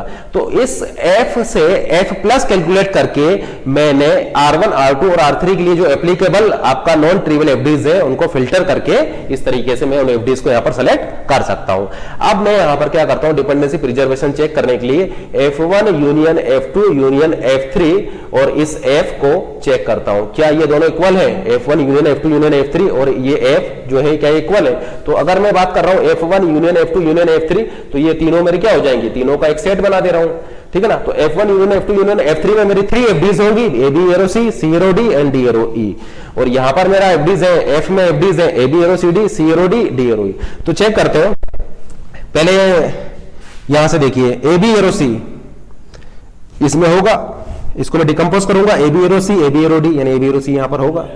सी एरो डी इसमें है, डी एरो इसमें है। इसका मतलब मैं ऐसा बोल सकता हूं F1 union F2 union F3 is a subset of F1 union F2 union F3 is a subset of F because A B arrow C भी यहां पर प्रेजेंट है, सी एरो डी भी यहां पर प्रेजेंट है, डी एरो ई भी यहां पर प्रेजेंट है। या फिर आप प्लस करके भी कैलकुलेट कर सकते हैं, क्योंकि यहां पर आप डिकम्पोजिशन लगा सकते हैं, इसको लिख सकते हैं ए बी एरो सी और ए बी एरो डी, तो इसलिए हम यहां पर डायरेक्टली उस तरीके से भी यहां पर कर सकते हैं। अब रिवर्स डायरेक्शन में चेक करते हैं, क्या F is a subset of F1 union F2 union F3 true है? F is a subset of F1 union F2 union F3, F is a subset of F1 union F2 union F3 यहां पर true है। तो check करते हैं A B arrow C D, क्या A B arrow C D मुझे यहां पर मिल पा रही है? बिल्कुल मिल पा रही है। A B arrow C, A B arrow C, C arrow D, transitive rule लगाइए, ट्रांजिटिव रूल लगाऊंगा तो मुझे मिल जाएगा ए बी एरो डी, और फिर मैं इनको मर्ज कर सकता हूं A B arrow C, A B arrow D, इसको मर्ज करूंगा तो मुझे मिल जाएगा A B arrow C D, तो डेफिनेटली मुझे A B arrow C D यहां पर मिल गया। या फिर आप प्लस करके भी कैलकुलेट कर सकते हैं, आप यहां पर कैलकुलेट कीजिए ए बी प्लस अगर आप निकालेंगे तो आपको क्या मिलेगा? ए बी प्लस आपको मिलेगा ए बी सी डी ई, यानी ए बी प्लस मिलेगा ए बी सी डी, यानी A B arrow C D मुझे यहां पर मिल जाएगा। इसका मतलब मैं ऐसा बोल सकता हूं कि ये मुझे इससे मिल गया, ये वाली एफ डी में इनसे इस सेट से ड्राइव कर सकता हूं। सी एरो डी को मैं ड्राइव कर सकता हूं, बिल्कुल कर सकता हूं, देखिए यहां पर ये मिल जाएगा। क्या डी एरो ई को मैं ड्राइव कर सकता हूं? बिल्कुल कर सकता हूं, देखिए मिल जाएगा। इसका मतलब मैं ऐसा बोल सकता हूं F is a subset of F1 union F2 union F3, इसका मतलब मैं बोल सकता हूं कि F is a subset of F1 union F2 union F3 and F1 union F2 union F3 is a subset of F। ये दोनों combination एक साथ होल्ड करती है, तो मैं ऐसा क्लेम कर सकता हूं F1 union F2 union F3 is equal to F, यानी ये जो डिकम्पोजिशन है डिपेंडेंसी प्रिजर्विंग होगा। ये रिलेशन है आपका A B C D E F, और ये फंक्शनल डिपेंडेंसी सेट है इस रिलेशन आर के लिए। इस रिलेशन को हमने डिकम्पोज किया है A B C D E and E F में। हमें यहां पर चेक करना है कि ये डिकम्पोजिशन आपका डिपेंडेंसी प्रिजर्विंग होगा या नहीं होगा। तो मान लीजिए कि ये रिलेशन है आपका R1 ए बी, ये रिलेशन है मान लीजिए आपका R2 सी डी ई, और ये रिलेशन है मान लीजिए आपका R3 ई एफ, ठीक है ना। अब हमें यहां पर ये चेक करना है कि ये जो डिकम्पोजिशन आपने किया है R1 R2 R3 में, ये आपका डिपेंडेंसी प्रिजर्विंग है या नहीं है। तो इसके लिए देखिए आप यहां पर A प्लस निकालिए। A प्लस आपका क्या हो जाएगा? A प्लस, जैसे कि आप यहां पर देख पा रहे हैं, A प्लस आपका A हो जाएगा, A प्लस हो जाएगा आपका A। तो ए एरो ए मिलेगा, वो आपका वैलिड यहां पर नहीं होगा। बी प्लस कैलकुलेट कीजिए, बी प्लस आपको क्या मिलेगा? बी प्लस भी आपको मिलेगा बी, यानी बी प्लस आपका बी है, यानी बी एरो बी वो भी आपका वैलिड नहीं होगा, क्योंकि हम यहां पर लिख रहे हैं उन सारी एफडीज को जो इसके लिए वैलिड होगी और नॉन ट्रिवियल हो, यानी non trivial valid FDs for this relation R1, ठीक है ना। तो इस रिलेशन R1 के लिए हम उन सारी एफडीज को यहां पर लिख रहे हैं जो नॉन ट्रिवियल भी हो और इसके लिए वैलिड भी हो। तो जैसे कि आपने यहां पर देखा A प्लस आपका A आ रहा था, B प्लस भी आपका B आ रहा था, यानी एक भी एफडी आपके यहां पर काम की नहीं मिलेंगी। तो ये F1 क्या हो जाएगा? F1 आपका यहां पर 5 हो जाएगा, एम्प्टी हो जाएगा, क्योंकि एक भी एफडी आपकी वैलिड यहां पर नहीं होगी, क्योंकि यहां पर ट्रिवियल एफडीज होंगे, जैसे A arrow A, B arrow B, A B arrow A B, तो हमें ट्रिवियल नहीं लेना है, नॉन ट्रिवियल यहां पर एक भी नहीं होगी। अब उसी तरीके से इस सी डी ई या R2 के लिए अगर हम बात करें, तो यहां पर अगर आप C प्लस कैलकुलेट करेंगे तो देखिए C प्लस आपका क्या हो जाएगा? C प्लस अगर आप कैलकुलेट करेंगे तो हो जाएगा C D E F, लेकिन हमें F पर जाने की जरूरत नहीं है, क्योंकि हमें केवल C D और E से ही मतलब है। तो हम ऐसा बोल सकते हैं कि यहां पर C प्लस आपको क्या मिल जाएगा? C प्लस हो जाएगा C D E, जो इसके लिए वैलिड वालों को हम लिख रहे हैं। वैसे C प्लस आप लेंगे तो C D E F और भी आपको मिल सकते हैं, लेकिन चूंकि यहां पर आपका केवल 3 ही एट्रीब्यूट है C D और E, तो हम ऐसा बोल सकते हैं कि C प्लस आपका जो काम का होगा उसमें वो C D E होगा, है ना। अब यहां पर आपकी क्या क्या एफडीज हो सकती हैं, जो क्या क्या नॉन ट्रिवियल एफडी हो सकती हैं जो कि इस रिलेशन R2 के लिए वैलिड हो। तो देखिए आप ऐसा बोल सकते हैं कि यहां पर C एरो D होगा, C एरो E होगा, ठीक है ना। तो यहां पर आप ऐसे बोल सकते हैं कि C एरो D होगा, C एरो E होगा, C एरो CD को हम नहीं लिखेंगे, क्योंकि C एरो CD को तो आप यहां से ड्राइव कर ही सकते हैं। C एरो D से आपको C एरो CD मिल जाएगा। देखिए C एरो D में अगर आप C से एगुमेंट कर देंगे, दोनों साइड C से एगुमेंट कर दीजिए, तो ये CC हो जाएगा, ये हो जाएगा CD, ये CC आपका क्या हो जाएगा? C हो जाएगा, यानी C एरो CD आपको मिल जाएगा C एरो D से ही। तो यहाँ पर C एरो CD लिखने की जरूरत नहीं है, तो आप ऐसा बोल सकते हैं कि C एरो D मिलेगा, C एरो E मिलेगा, C एरो CD लिखने की भी जरूरत नहीं है, क्योंकि C एरो D और C एरो E से आपको ऑटोमेटिकली C एरो D भी आपको मिल जाएगा। तो आप ऐसा बोल सकते हैं कि इससे आपको ये 2 एफडीज मिल जाएंगी। या आप ये भी बोल सकते हैं कि आप इन दोनों को ना लिख करके केवल ये लिख लीजिए C एरो डी, इससे भी काम चल जाएगा, क्योंकि अगर सी एरो डी है तो स्प्लिटिंग का रूल लगा करके आप ऐसा बोल सकते हैं कि सी एरो डी और सी एरो ई भी आपको मिल जाएगा। तो कुल मिलाकर आप ऐसा भी कर सकते हैं कि इन दो एफडीज को न लिख करके आप केवल एक एफडी को से भी आपका काम चला सकते हैं, ठीक है ना, सी एरो डी से, क्योंकि सी एरो डी लिखने का मतलब ऑटोमेटिकली ये है कि सी एरो डी ई, देखिए सी प्लस आप लेंगे तो क्या मिलेगा, सी प्लस लेने पर आपको मिल जाएगा सी डी, यानी फिर हम ऐसा बोल सकते हैं कि सी arrow C, C arrow D, C arrow ई, सी arrow D, C arrow C D, समझ रहे हो ना। तो इस टाइप की टोटल 8 एफडीज आपको केवल इस एक एफडी से मिल जाएंगी, ठीक है ना। तो हम यहाँ पर सी प्लस मेरा सी डी था, तो मैं ऐसा बोल सकता हूँ कि सी एरो डी मैं केवल यहाँ पर लिख रहा हूँ, मैं यहाँ पर मिनिमल लिख रहा हूँ ताकि कम से कम एफडीज में मेरा काम यहाँ पर चल जाए, ताकि ये जो एफडीज को कंपेयर करने में मुझे ज्यादा यहाँ पर प्रॉब्लम नहीं होगी। अगर मैं बहुत सारी एफडीज लिख दूंगा तो फिर कंपेयर करने में मुझे यहाँ पर प्रॉब्लम क्रिएट होगी। तो मैं अगर यहाँ पर बहुत ज्यादा एफडीज लिख दूंगा तो मैं कर क्या रहा हूँ, यहाँ पर कुछ नहीं कर रहा हूँ, सेम एफडीज को रिडंडेंट बना रहा हूँ। जैसे सी एरो डी है तो सी एरो डी में ऑटोमेटिकली सी एरो डी और सी एरो ई आ जाएगा, तो दोबारा लिखने से मैं इसको रिडंडेंट कर रहा हूँ और इस प्रॉब्लम को कॉम्प्लेक्स कर रहा हूँ। तो इसकी कॉम्प्लेक्सिटी इंक्रीज ना करते हुए मैं यहाँ पर मिनिमल एफडीज लिख रहा हूं, जिससे कि मेरा काम यहां पर चल जाए, रिडंडेंसी में यहां पर क्रिएट नहीं कर रहा हूं। तो सी प्लस मेरा हो चुका है। अब मैं डी प्लस कैलकुलेट करता हूं। अगर मैं डी प्लस कैलकुलेट करूंगा तो मुझे मिल जाएगा डी ई एफ, लेकिन एफ मेरे यहां पर काम का नहीं, क्योंकि मेरे पास एट्रीब्यूट है सी डी ई। तो डी प्लस लेने पर मुझे क्या मिल रहा है, डी प्लस लेने पर मुझे मिल रहा है डी और ई। अब चूंकि यहां पर मेरा ये दो ही काम के हैं, डी है और ई है, ठीक है ना, और सी मुझे यहां पर मिलना नहीं है, क्योंकि डी प्लस मेरा क्या हो जाएगा, डी प्लस मेरा हो जाएगा डी ई एफ, है ना। तो एफ मुझे यहां पर नहीं लिखूंगा क्योंकि एफ मेरा इसके लिए वैलिड नहीं है। तो मैं ऐसा बोल सकता हूं कि यहां से मुझे एक नॉन ट्रिवियल एफडी मिल गई और वो एफडी हो जाएगा डी एरो ई।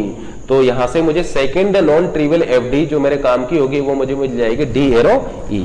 तो सेकंड एफडी मेरा हो जाएगा डी एरो ई, ये मेरे सेकंड एफडी हो गई।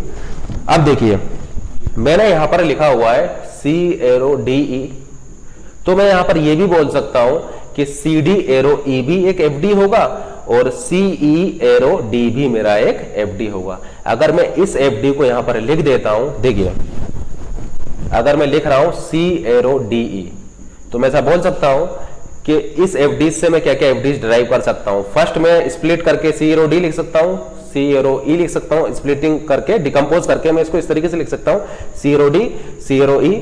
नेक्स्ट मैं यहां पर यह भी लिख सकता हूं कि सी डी एरो ई भी एक एफडी होगा और सी ई एरो डी भी एक एफडी होगा। और भी लिख सकता हूं, और भी आपका लिखूंगा तो वो आपके ट्रिवियल हो जाएंगी फिर, ठीक है ना। तो ये चार एफडीज या और भी एफडीज आप लिख सकते हैं, वो ट्रिवियल हो जाएंगी, वो आप ड्राइव कर सकते हैं केवल इस एफडीज को लिख करके। तो अगर आपने ये लिख दिया है तो फिर ये लिखने की कोई जरूरत नहीं है। अब ये इससे ये आप कैसे ड्राइव करेंगे, तो एक एग्जांपल से इसको देखते हैं। मान लीजिए हम डी से इसको दोनों साइड आर्गुमेंट कर दे रहे हैं। अगर डी से मैं आर्गुमेंट कर रहा हूं तो ये मेरा हो जाएगा सी डी और ये मेरा हो जाएगा D D E, C D D D E, D D E मेरा इक्वल हो जाएगा डी ई के। अब फिर आप क्या कीजिए, इसको डिकम्पोज कर दीजिए या स्प्लिट अगर आप इसको करेंगे तो यहां से मैं लिख सकता हूं C D arrow D and C D arrow E. अब ये मेरा क्या हो जाएगा, ये मेरा हो गया trivial FD. C D arrow D क्या हो जाएगा, ट्रिवियल एफडी हो जाएगा। यहां से मुझे क्या मिला, यहां से मुझे मिला सी डी एरो ई। इसी तरीके से सी एरो डी को भी आप ड्राइव कर सकते हैं। कैसे कर सकते हैं, आप इसको ई से आर्गुमेंट कर दीजिए। तो ई से बोथ साइड आर्गुमेंट करेंगे तो यहां मिलेगा सी ई एरो डी ई ई, तो सी ई एरो डी ई आपको मिल जाएगा। फिर आप स्प्लिट कीजिए सी ई एरो डी सी ई एरो ई, तो सी ई एरो ई आपका हो जाएगा ट्रिवियल एफडी और नॉन ट्रिवियल क्या मिलेगा, सी ई एरो डी। तो सी एरो डी भी आपको यहां से इस तरीके से मिल जाएगा। तो ये ना लिख करके आप केवल इसको लिख सकते हैं। इसका मतलब मैं यहां पर ये बोल सकता हूं कि अब मैं यहां पर सी डी प्लस कैलकुलेट नहीं करूंगा, सी डी प्लस को कैलकुलेट नहीं करूंगा, क्योंकि वो तो मुझे पहले से ही पता है कि सी डी प्लस करने पर मुझे ये सी डी एरो ई वाली एफडी मिलने वाली है, जो कि मैं यहां से ड्राइव कर सकता हूं। तो मैं रिडंडेंसी क्रिएट नहीं करूंगा। इसका मतलब मैं सी डी प्लस के लिए यहां चेक नहीं करूंगा, मैं यहां पर सी ई प्लस के लिए चेक नहीं करूंगा, ठीक है ना। सी ई प्लस के लिए यहां पर चेक नहीं करूंगा, क्योंकि मेरा सी एरो डी मुझे एफडी मिल गया है, तो मैं सी डी प्लस के लिए चेक नहीं करूंगा, सी ई प्लस के लिए चेक नहीं करूंगा और सी डी ई प्लस के लिए मैं यहां पर चेक नहीं करूंगा, ठीक है ना। तो इन तीनों केसेस को मैं यहां पर एलिमिनेट कर रहा हूं, तो कुछ केसेस मेरे बच जाएंगे। तो मैंने यहां पर अभी तक सी प्लस को देख लिया है, डी प्लस को देख लिया है, अब मैं ई प्लस को चेक करता हूं। ई प्लस मेरा हो जाएगा ई एफ। अब चूंकि एफ मेरा यहां पर है नहीं है, तो ई प्लस से मुझे कोई भी काम की एफडी यहां पर नहीं मिलने वाली है। सीडी को मुझे चेक करना नहीं। अब देखिए, अब मैं दो एट्रीब्यूट को लेकर के चेक कर रहा हूं। टोटल एट्रीब्यूट 3, दो लूंगा एट ए टाइम, तो कितने कॉम्बिनेशन बन सकते हैं, 3C2। 3 एट्रीब्यूट में से 2 एट्रीब्यूट को मैं कितने तरीके से चूज कर सकता हूं, 3C2। ये आपका हो जाएगा 3, यानी 3 आपके केसेस बनेंगे। 3 केसेस क्या होंगे? सी डी डी ई सी ई, सी डी डी ई सी ई, ये 3 केस बनेंगे। तो 3 में से ये 2 तो मैंने पहले हटा दिए, सी डी और सी ई। अब आपका केवल एक केस बचा डी, एक केस बचा आपका डी। तो उस एक रिमेनिंग केस को और चेक कर लेता हूं मैं। तो अगर मैं यहां पर डी प्लस कैलकुलेट करता हूं, डी प्लस कैलकुलेट करता हूं, तो डी प्लस में हो जाएगा डी, और यहां से ई से मुझे क्या मिल जाएगा? एफ मिल जाएगा। देन और कुछ मुझे यहां पर नहीं मिलेगा। इससे मुझे यहां पर कोई भी नॉन ट्रिवियल एफडी यहां पर नहीं मिल पा रही है, यानी इससे मुझे यहां पर कोई भी नई एफडी नहीं मिलेगी। तो मैं ऐसा बोल सकता हूं कि फॉर दिस रिलेशन R2 जो मुझे F2 होगा वो मेरा ये हो जाएगा। ये देखिए मैं मिनिमल लिख रहा हूं, मैंने एक भी यहां पर रिडंडेंट एफडीज को यूज नहीं किया है। आप चाहे तो रिडंडेंट एफडीज भी लिख सकते हैं, लेकिन उससे कोई फर्क नहीं पड़ने वाला है। आप मिनिमल लिखिए ताकि कैलकुलेशंस आपकी इजी रहे। लेकिन उस मिनिमल के चक्कर में आप ऐसा मत कर दीजिएगा कि जो आपकी काम की हो एक्चुअली में आपको लगे कि वो मिनिमल है, लेकिन वो मिनिमल ना हो और आप उसको छोड़ दें, उससे आपका आंसर गलत भी आ सकता है। ठीक है ना? तो ये थोड़ा इसको ध्यान रखिएगा कि जिसको आप छोड़ रहे हैं वो रिडंडेंट है भी है या नहीं है। जैसे कि A arrow B, B arrow C, अब ए एरो सी को आप मत लिखिए वहां पर, लेकिन मान लीजिए कि वो कुछ अलग है और आप उसको दूसरे तरीके से सोच करके छोड़ दें तो वो गलत भी हो सकता है। तो उसको पहले चेक कर लीजिएगा कि वो रिडंडेंट है भी है या नहीं है। अब इसी तरीके से इसके लिए चेक कीजिए। यहां पर देखिए ई एफ प्लस तो मैं कैलकुलेट करूंगा नहीं, क्योंकि ई एफ प्लस में तो आपका ट्रिवियल केस बन जाएगा। मैं चेक करूंगा ई प्लस। ई प्लस मेरा क्या हो जाएगा? ई प्लस मेरा हो जाएगा सीधे सीधे ई एफ, जो मेरे काम का है, यानी मुझे एक एफ डी मिल गई मेरे काम की, ई एरो एफ। सेकंड ऑप्शन है मेरे पास एफ प्लस। एफ प्लस अगर मैं कैलकुलेट करूंगा तो एफ प्लस मेरा हो जाएगा एफ, यानी उससे मुझे कोई भी नई एफ डी नहीं मिलेगी। अब मैं ऐसा बोल सकता हूं कि मैं जो 3 एफ डी मिली, F1, 5, F2 ये 2 एफ डी, F3 ये 3 एफ डी। अब मैं यहां पर चेक करने जा रहा हूं F1 union F2 union F3, और इस F में आपका क्या रिलेशन यहां पर होगा। ठीक है ना? तो ये मेरा हो गया F1 union F2 union F3, और ये हो गया F। अब मैं चेक करता हूं कि यहां पर इनमें क्या रिलेशन होगा। क्या ये ट्रू है? अगर ये ट्रू होगा तो आप F से एक एक एफडीज को उठाएंगे और यहां पर आप उसको ड्राइव उससे कर सकते हैं। तो आपने सबसे पहले ये वाली एफडी उठा ली, A B arrow C D. अब यहां पर इन एफडीज का यूज करके आप ए बी प्लस कैलकुलेट कीजिए। तो अगर आप यहां पर ए बी प्लस कैलकुलेट करेंगे तो यहां से ए बी प्लस आपका क्या हो जाएगा? ए बी प्लस आपका केवल ए बी हो जाएगा, यानी A B arrow C D आपकी यहां पर लॉस्ट हो गई। ठीक है ना? अब आपने उठाया सी एरो डी, तो सी एरो डी को क्या आप यहां पर ड्राइव कर पा रहे हैं? तो देखिए सी एरो डी आपका यहां पर मिल जाएगा, क्योंकि आपने उठाया सी arrow D. C arrow D के लिए आप यहां पर सी प्लस निकालिए। सी प्लस आपका क्या हो जाएगा? सी प्लस आपका हो जाएगा सी डी ई एफ, यानी सी प्लस आपका हो जाएगा सी डी ई एफ, यानी सी एरो डी आपको यहां पर मिल जाएगा, यानी ये एफ डी आपको यहां पर मिल गई। डी एरो ई को देखिए, डी एरो ई आपको ड्राइव कर सकते हैं, बिल्कुल कर सकते हैं, ये रही आपकी एफ डी डी एरो ई। ई एरो एफ को ड्राइव कर सकते हैं, बिल्कुल कर सकते हैं, ये आपको यहां पर मिल गई। लेकिन ये एक F D A B arrow C D अब यहां पर लॉस्ट हो चुकी है। तो हम ऐसा बोल सकते हैं कि ये जो है एफ डी आप इसको यूज करके ड्राइव नहीं कर सकते, क्योंकि अगर आप इसको यूज करके ए बी प्लस कैलकुलेट करेंगे तो आपका ए बी आएगा, तो आप ये आपका ये लॉस्ट हो जाएगा। तो मैं ऐसा बोल सकता हूं कि ये क्या होगा, आपका ये कंडीशन आपकी सेकंड वाली फेल कर गई, देन ये रिलेशन आपका डिपेंडेंसी प्रिजर्विंग नहीं होगा। क्योंकि देखिए यहां पर क्या होगा, हम यहां पर ऐसा बोल सकते हैं, यहां पर हम ऐसा बोल सकते हैं कि ये आपका क्या है, इस एफडी को मैं इसका यूज करके ड्राइव नहीं कर सकता, इसका यूज करके मैं ड्राइव यहां पर नहीं कर सकता। तो मैं ऐसा बोल सकता हूं F is not a subset of F1 union F2 union F3। F जो है वो इसका सबसेट नहीं होगा। अब मैं यहां पर ये चेक करता हूं कि क्या F1 union F2 union F3 आपके सबसेट है F के। अब मैं यहां पर ये चेक करता हूं क्या F1 union F2 union F3 subset है F के। तो अब ये हम आपको ऑलरेडी बता चुके हैं कि ये आपका ऑलवेज ट्रू होगा, लेकिन फिर भी आप चेक कर लीजिए सी एरो डी क्या यहां पर मिलेगा? बिल्कुल मिलेगा।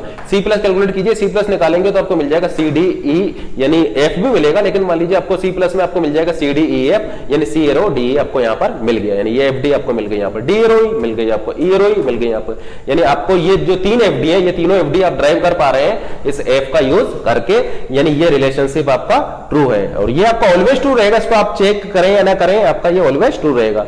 तो ये अगर इन दोनों रिलेशंस को मैं यहां पर मिक्स कर दूंगा तो मैं ऐसा बोल सकता हूं कि यहां पर आपका F1 union F2 union F3 is a proper subset of F। ये जो है आपका प्रॉपर सबसेट हो जाएगा F का। और ये किसकी कंडीशन है? ये कंडीशन है नॉट डिपेंडेंसी प्रिजर्विंग की। तो हम ऐसा बोल सकते हैं कि ये रिलेशन आपका डिपेंडेंसी प्रिजर्व नहीं कर रहा है। ये यहाँ पर रिलेशन आर है आपका ए बी सी डी ई जी, और ये फंक्शनल डिपेंडेंसी सेट है फॉर दिस रिलेशन आर। और इस रिलेशन आर को आपने डिकम्पोज किया है 3 रिलेशन में। फर्स्ट रिलेशन है आपका A B C, second relation है आपका A C D E, and third relation है आपका ए डी जी। अब यहां पर चेक करते हैं कि क्या आपका डिपेंडेंसी यहां पर प्रिजर्व है या नहीं है, या डिकम्पोजिशन जो है आपका ये डिपेंडेंसी प्रिजर्विंग है या नहीं है। तो सबसे पहले तो इसके लिए हम आइडेंटिफाई करते हैं, नॉन ट्रिवियल एफडीज आइडेंटिफाई करते हैं फॉर दिस रिलेशन R1।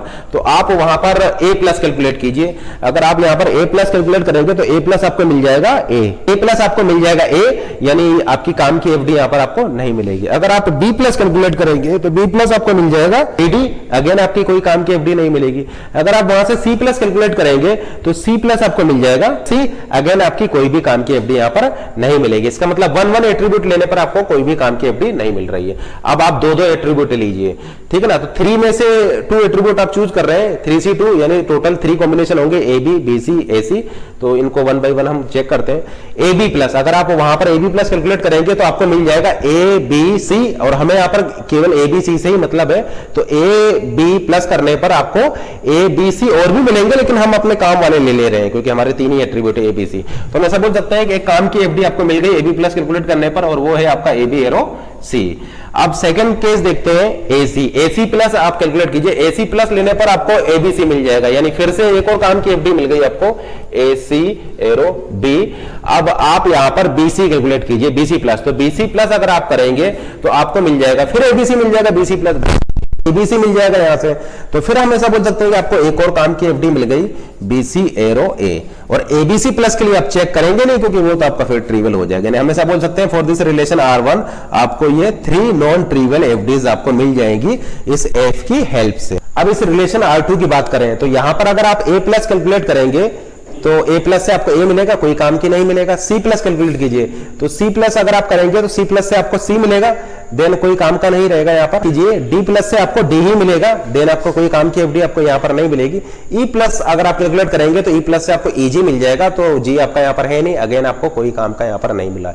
इसका मतलब 1 लेने पर यानी 4C1 यानी 4 हो सकती थी चॉइसेस, तो हमने 4 चॉइसेस यहां पर ट्राई की, आपकी एक भी नॉन ट्रिवियल काम की एफडी यहां पर आपको नहीं मिल पा रही है। अब हम 2 एट्रीब्यूट लेते हैं तो 4C2 यानी कितने आपके यहां पर चॉइसेस हो सकती हैं, तो आप ऐसे बोल सकते हैं टोटल 6 चॉइसेस हो सकती हैं। 6 तरीके से आप यहां पर 4 में से कोई भी 2 एट्रीब्यूट चूज कर सकते हैं। तो टोटल 6 चॉइसेस को हमें यहां पर कवर करना पड़ेगा। वो चॉइसेस क्या हो जाएंगी, जैसे AC, AD, AE, CD, CE and DE, ये आपकी टोटल 6 चॉइसेस हो जाएंगी। लेट्स से पहले हम ले लेते हैं एसी। हम एसी प्लस कैलकुलेट कर रहे हैं तो एसी प्लस से मुझे क्या मिल जाएगा, एसी प्लस से मुझे मिल जाएगा A C B D. AC plus में मुझे मिल जाएगा ए सी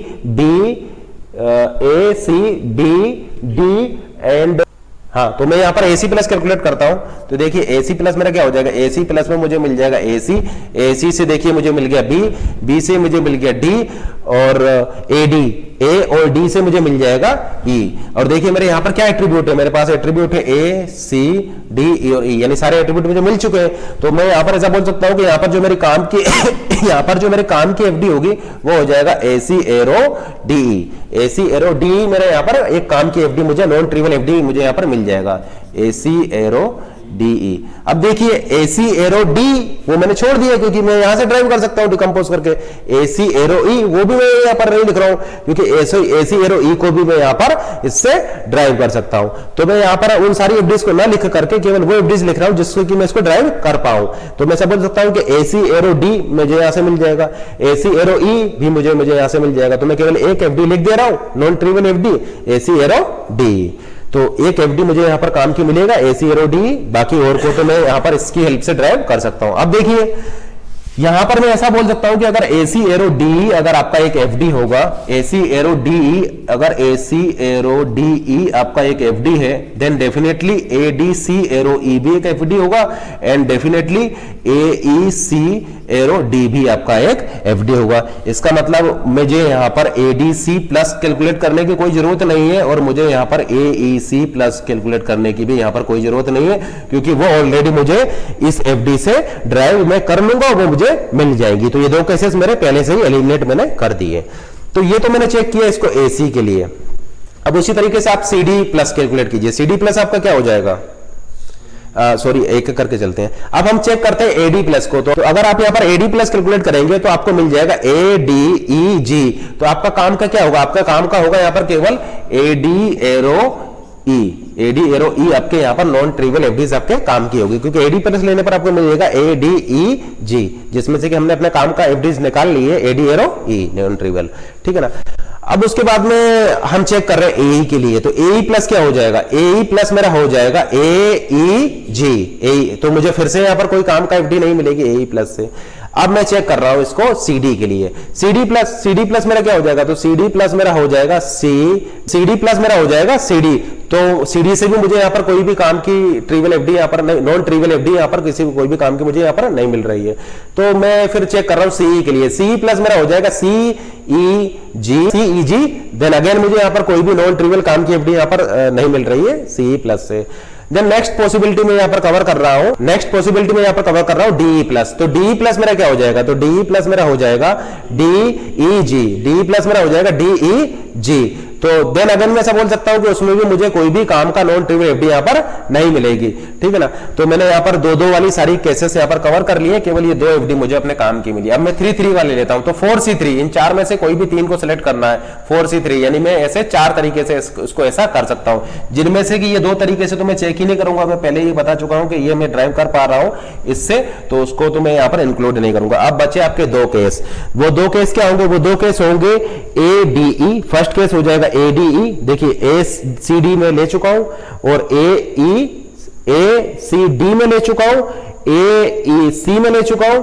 अब मेरे 2 चॉइसेस और बची हैं, 2 पॉसिबिलिटी और है। First possibility C D E, तो मैं यहां पर चेक करूंगा सी डी ई प्लस के लिए, और एक और पॉसिबिलिटी होगी ए डी ई। ये रिमेनिंग 2 पॉसिबिलिटी होगी, क्योंकि ये 2 तो मैं पहले ही फिल्टर कर चुका हूं कि इनको मुझे नहीं ट्राई करना है, क्योंकि मैं यहां से इसको ड्राइव कर सकता हूं।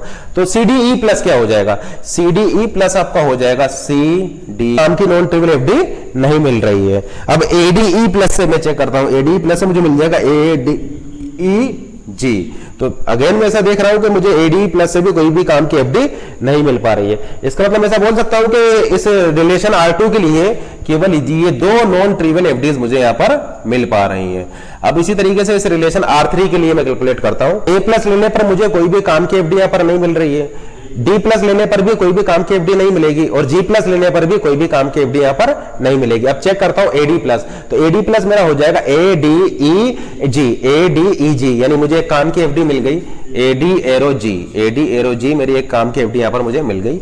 अब मैं चेक करता हूं डीजी प्लस लेने पर अगेन मुझे कोई काम की एफडी यहां पर नहीं मिल रही है, और अगर मैं एजी प्लस करता हूं तो एजी प्लस लेने पर भी मुझे यहां पर कोई भी काम की एफडी नहीं मिल पा रही है, नॉन ट्रिवियल एफडी मुझे यहां पर नहीं मिल पा रही है। और 3 का मैं लूंगा नहीं, क्योंकि 3 लेने पर तो ट्रिवियल हो जाएगा। इसका मतलब इस केस में मुझे केवल एक आपका नॉन ट्रिवियल काम की एफडी यहां पर मिल पा रही है। को चेक करने की जरूरत नहीं है। F1 union F2 union F3 ये आपका ऑलवेज सबसेट हो जाएगा F का, क्योंकि आपने इन एफडीज को F की हेल्प से ही ड्राइव किया है, तो इसको आप चेक करने की जरूरत नहीं है, आपका ऑलवेज ट्रू होगा। आप चाहे तो इसको चेक कर लीजिए, ये आपका ऑलवेज ट्रू आएगा, ठीक है ना। हम यहां पर ये चेक करते हैं कि क्या F सबसेट है F1 union F2 union F3 का, क्या ये ऐसा कंडीशन आपका ट्रू है। तो हम F से एफडीज उठाते जा रहे हैं और चेक करते जा रहे हैं। ए बी और सी यहां पर मुझे मिल जाएगा। देखिए ए बी, अगर मैं इन तीनों को मिक्स करके, इन तीनों एफडीज को मिक्स करके एक नया बना देता हूं F1 union F2 union F3, तो उसकी हेल्प से मुझे ए बी एरो सी यहां पर मिल जाएगा। यानी ये मिल गया मुझे A B arrow C, A C arrow B ये भी मिल गया, ये भी मिल गया, ए डी एरो ई, तो ए डी एरो ई देखिए ये भी मिल गया, ठीक है ना। उसके बाद में बी एरो डी, तो बी एरो डी मुझे मिलेगा या नहीं मिलेगा, इसको निकालने के लिए मैं यहां पर प्लस कैलकुलेट करूंगा। इन एफडीज की मदद से मैं बी प्लस कैलकुलेट कर रहा हूं। बी प्लस मेरा हो जाएगा बी, और देखिए और कहीं मैं इसको यूज नहीं कर सकते, यानी बी प्लस मेरा केवल यहां पर बी ही होगा। यानी बी एरो डी ये मेरी लॉस्ट हो गई, ये मेरी लॉस्ट हो गई। बी एरो डी को मैं यहां पर इन तीनों F1 union F2 union F3 की हेल्प से बी एरो डी को मैं ड्राइव नहीं कर पा रहा हूं। बीसी एरो है, बीसी एरो है मेरा प्रेजेंट है, ये मेरा मिल जाएगा। ई एरो जी मुझे मिलेगा या नहीं मिलेगा, इसके लिए मैं ई प्लस कैलकुलेट करूंगा। तो ई प्लस मेरा क्या हो जाएगा, ई प्लस मेरा हो जाएगा ई, यानी ई एरो जी भी मेरा यहां पर लॉस्ट हो जाएगा। तो जैसे कि आप देख पा रहे हैं ये 2 एफडीज मेरी यहां पर लॉस्ट हो चुकी है, इसलिए ये आपका डिपेंडेंसी प्रिजर्विंग नहीं होगा, क्योंकि ये दो एफडीज मेरी लॉस्ट कर चुकी है। तो मैं ऐसा बोल सकता हूं कि ये इसके इक्वल नहीं रहा होगा। एफ सबसेट नहीं है F1 union F2 union F3 का, क्योंकि ये दो जो है एफडीज वो इसको बिलोंग नहीं करती हैं। अब अगर आप इन दोनों कंडीशंस को मिक्स कर देंगे तो आप ऐसा बोल सकते हैं F1 union F2 union F3 is a proper subset of F, यानी ये आपका रिलेशन जो है ये नॉट प्रिजर्विंग डिपेंडेंसी होगा, डिपेंडेंसी को प्रिजर्व नहीं करेगा।